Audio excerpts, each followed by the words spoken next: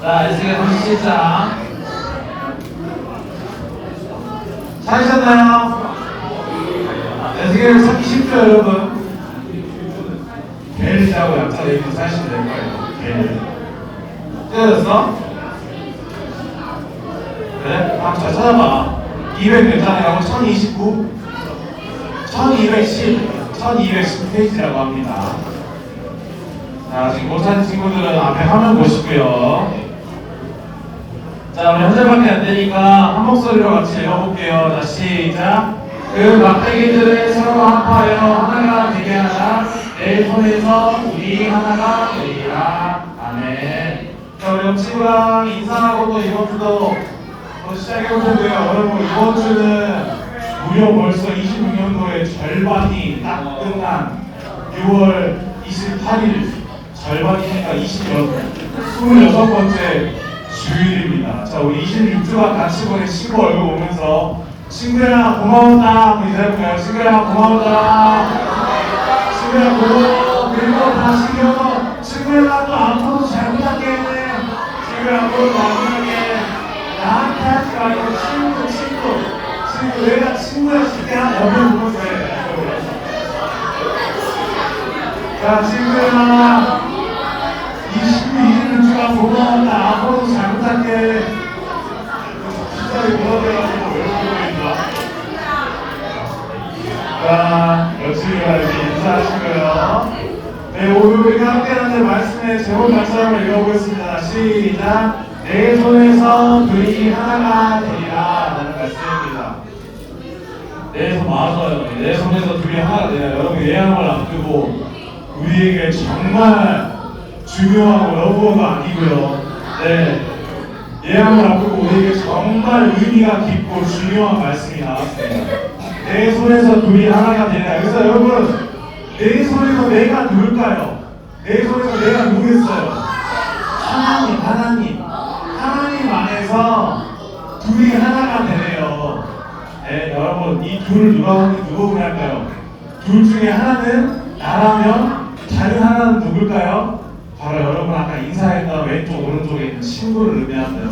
둘이 하나가 되라. 하나님 안에서 하나가 되기를 기도하는 말씀입니다. 그리고 오늘은 그래서 이 에스겔 선지자가 누군지 에스겔이 어떤 사람인지를 한번 먼저 알아보려고 합니다.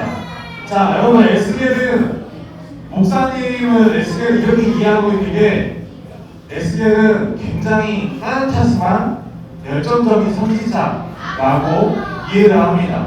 MBTI로 따지면 뭘까요? MBTI로 따지면 ENFP가 되겠네요. FJ일 수도 있겠네요. 그럴 것 같은 선지자인데 왜 그러냐면 에스겔 선지자는 여러분 진짜 이스라엘을 정말 사랑했던 선지자 중에 한 명이에요. 물론 모든 선지자들이 얘들아 돈 줘. 나 일주일에 10분밖에 없단 말이야. 나도 지금 화낸단 말이야. 조용히 해달란 말이야. 기각합니다. 네, 그래서 에스겔은 이스라엘이라는 나라를 민족을 정말 사랑한 선지자이면서도 열정적이었던 이유는 하나님께서 에스겔을 통해서 하나님의 메시지를 전하는 독특한 방식이 있기 때문이에요.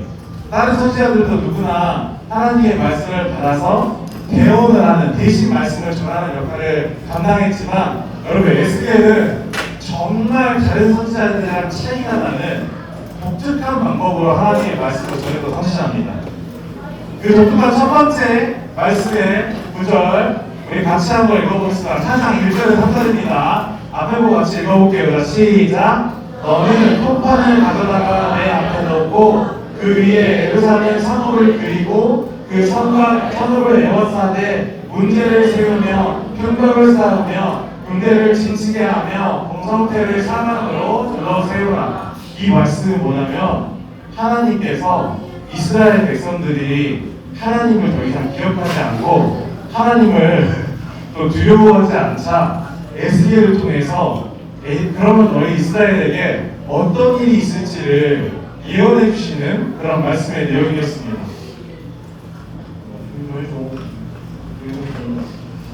어떤 내용이냐면 하나님께서 앞에 있는 그림처럼 에스겔을 불러서 앞으로 이스라엘이 어떤 일을 겪게 될지 하나하나 세세히 땅바닥에다가 통판 위에다가 마치 워게임을 하듯이 예루살렘을 그려놓고 어떤 무기들이 올 거고 어떤 군사가 어디로 올 거고 하면서 앞으로 예루살렘이 어떤 어려움을 처할 건지를 직접 보이고 그리게 하시는 분이 나와요. 그런데 에스겔을 통해서 이 말씀을 에스겔을 통해서 하나님께서 이런 그림을 그리게 하신 다음에 에스겔을 통해 굉장히 독특한 행동을 하게 하십니다. 에스겔에게 왼쪽으로는 390일, 오른쪽으로는 40일 누워서 이 토판을 바라보면서 이스라엘을 위해 대신 그 죄를 짊어지어라 라는 사역을 명령하신 거예요. 390일, 여러분 390일이면 1년하고도 며칠이죠? 1년하고도 맞아요. 한 조금 엉덩이 잡아서 1년 1개월 13개월 동안 왼쪽으로만 누워 있어야 했대요. 13개월 왼쪽으로만 누워 있고 왼쪽으로 다 끝나면은 40일 동안은 오른쪽으로만 누워 있어요. 하나님이 굉장히 독특한 명령을 내리신 거예요. 물론 이거는 여러 해석이 있겠지만 왼쪽으로 누구라는 390일은 북이스라엘을 대변하는 거고 40일은 남유다의 죄악을 대변해서 에스겔이 대신 그들의 죄를 짊어지는 모습을 표현한 거지만 이렇게 토판을 예루살렘의 토판을 그려놓고 390일 동안 왼쪽으로 누워있는 에스겔을 보면서 사람들은 어땠을까요, 여러분? 궁금했어요. 너 갑자기 왜 안 일어나?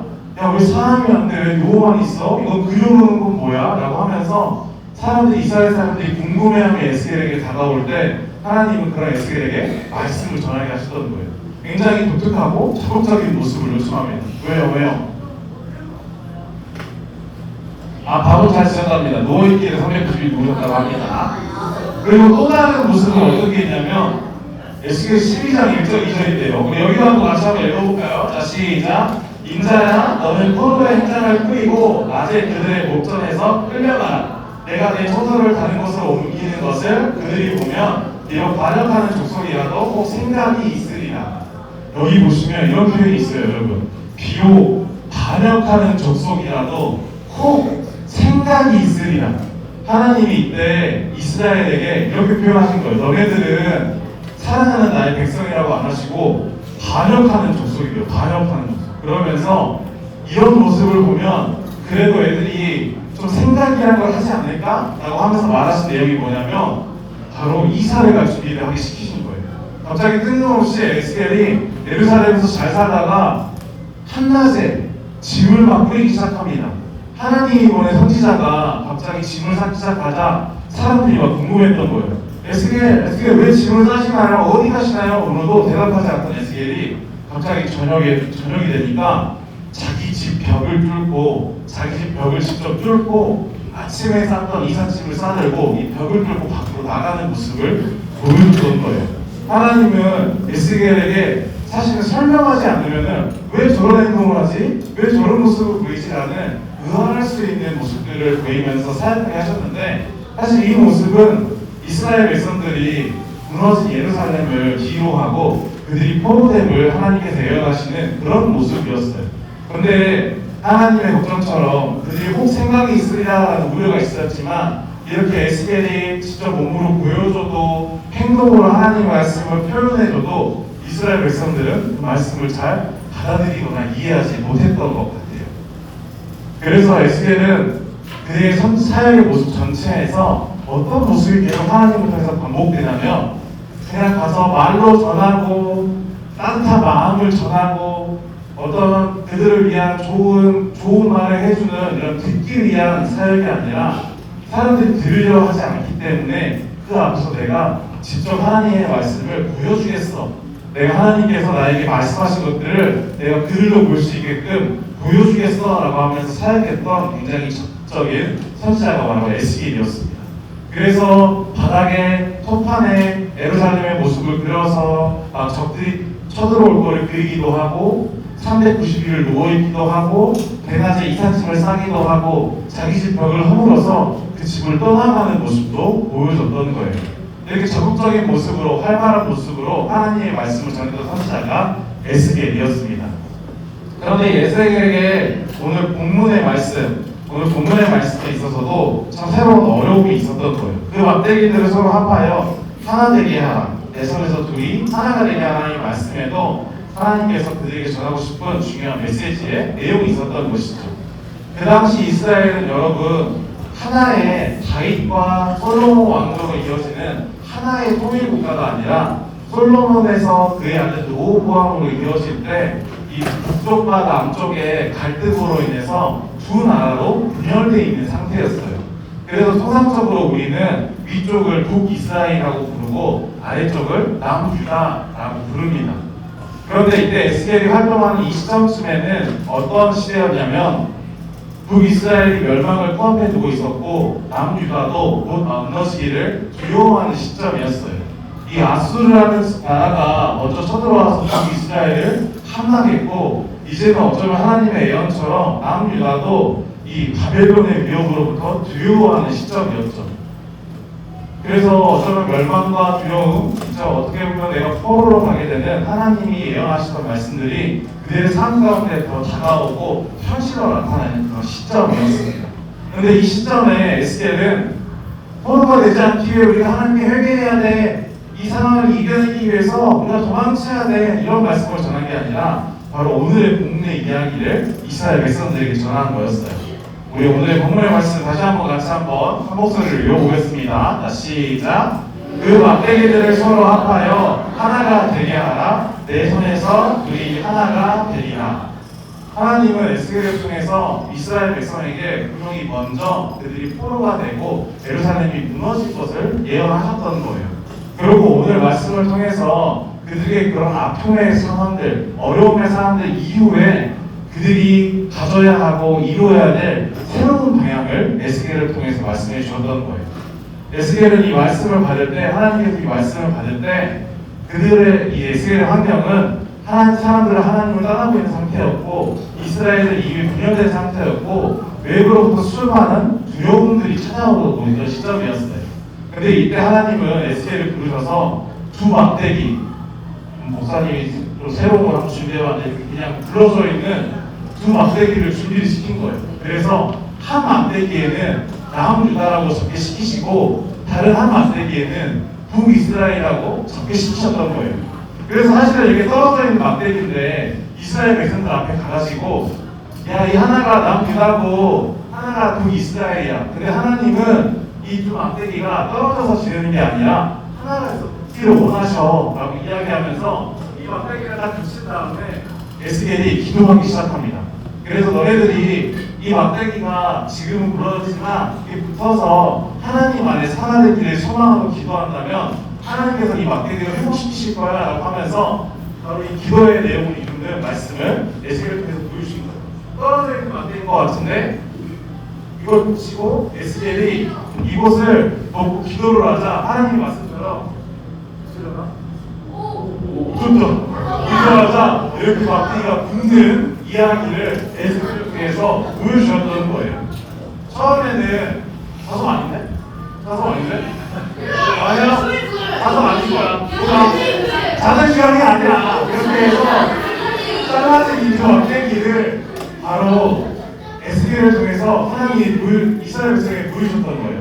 비록 우리가 포로기를 겪기도 할 것이고 우리의 고향인 예루살렘이 무너지는 것도 보겠지만 너네들이 그 상황 가운데서도 하나님 안에서 하나 되기를 소망한다면 이 떨어졌던 나뭇가지가 굵고 이 이음새를 기도함으로 하나님께 나아가서 이스라엘 백성들이 간절했던 것처럼 이렇게 기도하고 하나님 안에 함께하기를 소망한다면 이 가지가 하나가 되어 다시 하나님 앞에 온전한 백성으로 나아갈 수 있을 거야 라고 하면서 다른 이런 이적을 보여줬던 것이죠.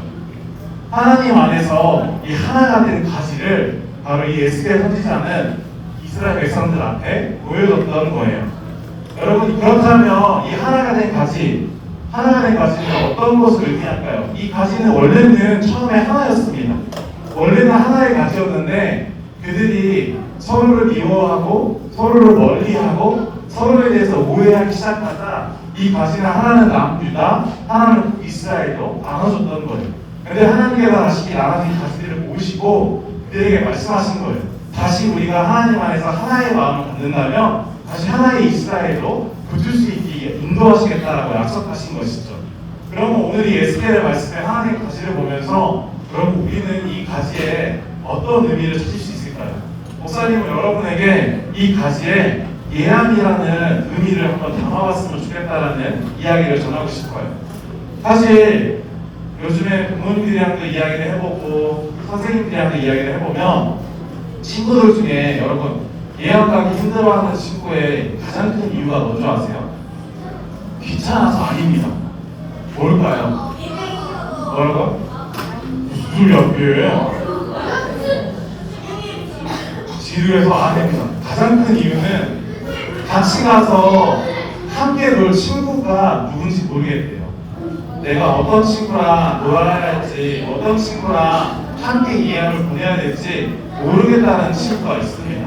그런데 여러분 참 가슴 아픈 거는 그 친구들도 한때는 4학년, 5학년, 유년부, 유아부 때는 함께 했던 친구들이 있었는데 이 친구들이 초등학교를 가면서 다른 학교로 가게 되니까 어색해지고 4학년 때는 같은 반이었는데 5학년 때는 교회 학교 안에서 다른 반이 되니까 또 교회 학교 안에서 만나기 어려워지니까 어색해지고 또 어떤 친구들은 잠깐 외국을 갔다가 돌아와서 친했던 친구였는데 외국 갔다 오는 기간에 만나니까 힘들어지고 또 어떤 친구들은 우리 교회를 새롭게 찾아왔는데 아직 만날 기간이 함께할 시간이 부족해서 친해지지 못한 함께하지 못하는 친구들이 굉장히 많다고 합니다.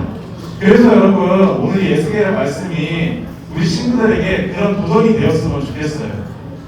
오늘 말씀의 가장 중요한 메시지는 나는 너희가 내 안에서 하나가 되기를 원한다라는 하나님의 간절한 소망에 있다라고 생각을 해요.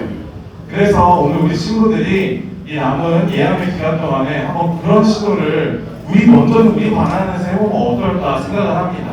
내 반에 모든 친구들과 주일날에 꼭 한 번씩 안녕이라고 1대1로 인사를 한 번씩 해보는 거죠. 그냥 모여있는 반에 가가지고 얘들아 안녕 안녕 이러고 하지 말고 한 명 하나 눈을 맞추면서 안녕이라고 인사를 해보면 어떨까.